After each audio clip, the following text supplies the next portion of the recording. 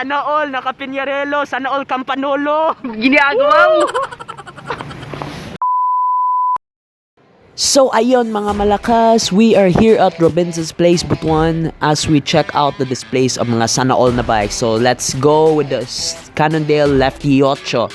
Tingnan nyo, it has only one side na may fork, so unlike any other bikes. So tingnan nyo, may SRAM X61 AXS, then SRAM level yung brakes, then Scorpion XC yung tires as well. Yun, it's ultimate talaga. And heto naman yung Nukeproof Mega ni Ninong Jose.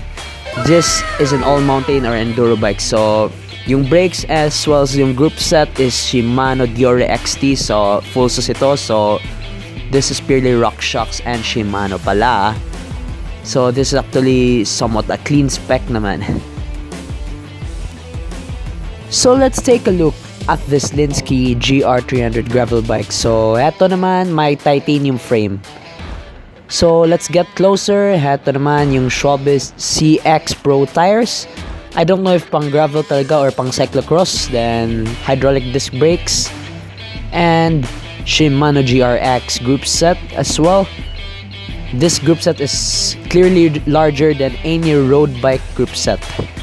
So, 2x pa rin ito. And this is gravel specific. Titanium frame pala, and actually to add, Ultegra pala yung shifter nito. So let's move on to this triathlon bike. Heto naman yung Ceepo Viper ni Idol Robert Shannon. So token yung rims. And heto, this is more than a time trial or an aero bike. So let's get closer naman. Shimano Ultegra yung group set. So parang carbon yung rims as well.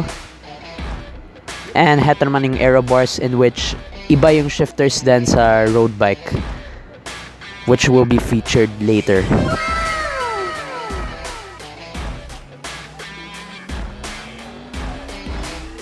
So let's take a closer look at this pink Elves Falath aero bikes.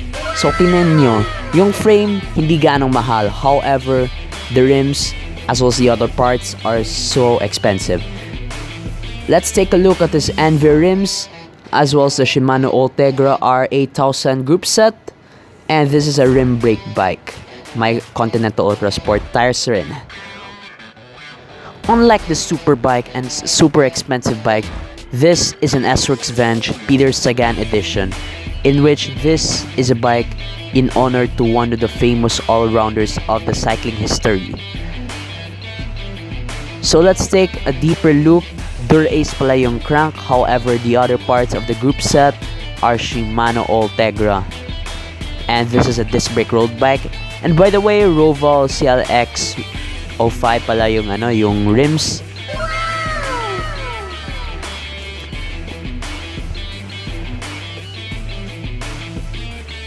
So let's get closer to the classic road bikes. Heto naman yung Colnagos C59, in which this is a classic Italian road bike. So tingnan nyo, heto naman yung Campanolo Super Record group set, as well as yung rims, Campanolo din. So it's really pure Italian yung specs nito. So this is another Colnago road bike. I don't know what model is this, pero the paint job is excellent as well. So let's get closer.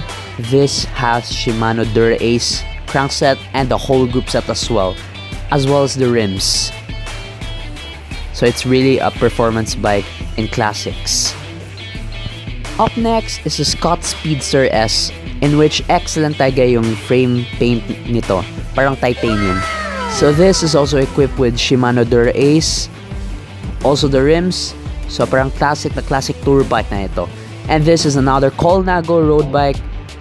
Napaka-fabulous talaga ng paint job din. Parang limited edition. And this is equipped with Campanolo group set. Parang chorus, and yung wheels, rims pala is Campanolo Shamal. So it's more of lightweight wheels. So here is a lineup of road bikes here. So up next is the Norco BigFoot fat bike. So unlucky talaga yung wheels, no? And let's check out the brakes. Pang enduro na Shimano Z. And then Kratos, I don't know if is this really the brand. Then this is another Z brakes. Parang scooter yung laki ng tires. And as well as yung group set or the drivetrain rather, Shimano SLX, which is the third highest tier among the Shimano group sets. And this is a fixed gear bike, an old Sinelli bike. So ito naman yung trip ng mga bagong bikers ngayon. Fixie, pero the problem is medyo mahirap naman yung braking lalo na kung hindi ka sanay. And actually this should be made for velodromes, not really for streets. And this is an example of a folding bike. Parang simple naman yung forma pero shiftable naman. And this is a bamboo bike or the so-called Bambike. Purely the materials, mostly of the materials are bamboo made. And heto naman, naka-skin wool pa yon. Mas classic na classic talaga. And the tires, the group set here is Shimano Diore XT na 2x. Ayun, napaka-astig talaga. As well as yung forma ng bike, Bambike, pwede yung pang road bike, pang long ride bike rather. Up next is this is a commute bike or the city bike. Parang simple talaga. So may bike carrier and may reflectors naman. So this is good for everyday commute naman. Ay, shiftable pala. Nice. And this is an example of an electronic or e-bike. Parang mate yung brand. So let's get closer. Shiftable. So may accelerator din, parang motor. As well as my dashboard and also the buttons. So malaki din yung rims, yung wheels. Per pang all around naman. So up next, may pahabol naman na Merida BigNine 7000 carbon hardtail XC frame. So this has Magura MT8, 2-piston brakes. May Garmin holder pala ito and Enve pala yung handlebars. Then RockShox Sid yung fork naman. And the group set is equipped with SRAM, XX1, Eagle AXS, then Pirelli, Scorpion yung tires and DT Swiss yung rims. So it's ultimate naman. Makaka-sana all na ito na bike. Wow! So let's also feature the bike parking area ng Robinsons Place Butuan. Kudos to this mall dahil bike friendly na. So ayun, na-position na talaga yung mga bikes. And it's not only a bike parking area. Meron din yung bicycle repair station in which maraming tools naman. First of all, let's get closer to the air pump in which pwede ka makabomba ng hangin in your tires.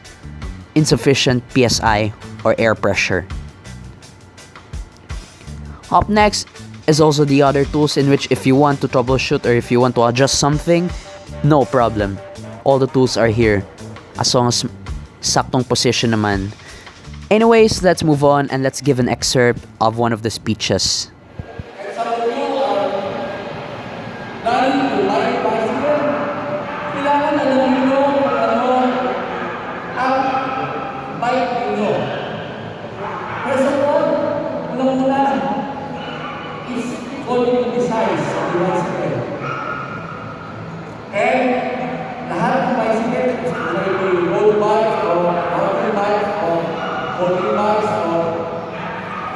Fixie bike, lahat yan ay isa ang aim to ride the lane. Kahit ngayon ay nasa situation tayo ng pandemic, so most of us, nakikita natin along the streets, mostly are bicycle riders. So may shoutout pala yung mga idols natin. So ito naman yung mga astig na idols ng Nasipit Cycling Club or NCC. And up next is Uncle Lynskey, the idol. Kain lang malakas, bro.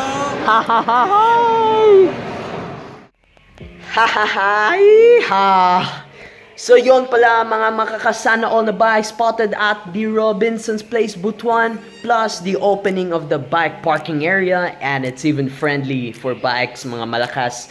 So before we end this video, shoutout pala tayo. Shoutout naman sa Nasipit Cycling Club, shoutout naman sa bar sa MTBs, shoutout din sa mga owners ng mga makasasana all na bikes, kay Uncle Lynskey Tibay, shoutout naman kay Idol Robert Shannon, kay Ninong Jose, kay Kuya Venge, kay Kuya Mark D, and as well as mga viewers na comment sa mga previous posts. Shoutout naman kay Idol Kim Casino, shoutout naman kay Curie Agent Akdal, and shoutout din kay Idol Gardner Spina. So that's all. Don't forget to like, comment, share, subscribe sa aking channel Owen B from Butuan, and click the notification bell. And don't forget to like and follow my Facebook page Owen B para tuloy yung rides and good vibes and para updated ka always. So that's all. See ya and cheers mga malakas. Stay safe.